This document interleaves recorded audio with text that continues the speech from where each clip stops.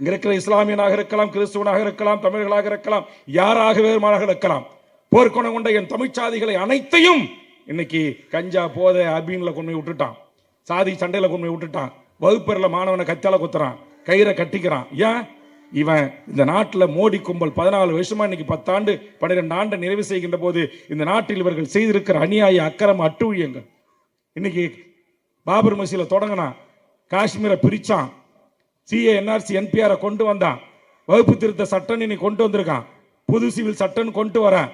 இன்னைக்கு 44 36 வாரியங்களை உள்ளடக்கி இந்த ஏழை இங்க உட்கார்ந்து இருக்கிற இந்த அன்றாடம் காட்சிகளாக இருக்கிற நம்முடைய தொழிலாளர் வர்க்கத்தினை பாதுகாப்பதற்கு 36 நல வாரியங்களை கொண்டு இந்தியாவிற்கு முன்மாதிரியான தொழிலாளர் உரிமைகளை பெற்று தந்த திராவிட முன்னேற்ற கழக அரசு தலைவர் கலைஞர் கொண்டு வந்த தொழிலாளர் வாரியத்தை இன்றைக்கு அடித்து நொறுக்கி ஒரே சட்டத்தை கொண்டு வந்துட்டான். பேராபத்துக்கு கத்தி தொங்கிக்கிட்டு இருக்கு. எதுல இல்ல, எல்லாவற்றையும் இந்த நாட்டை சின்ன பண்ண படித்துக் கொண்டிருக்கிறார்கள். இன்னைக்கு அறிவிச்சிருக்க RSS சங் பரிவார தலைவன், ஒரே நாடு ஒரே இந்தியா ஒரே ரேஷன் கார்டு ஒரே ஒரு ஒன்றும் மகிழ்ச்சியான செய்தி சொல்லிருக்கான், ஒரே சுடுகாடை கூட உருவாக்க இருக்கான். ஒரு காலத்தில் அவனால முடியாது, அது வேற விஷயம்.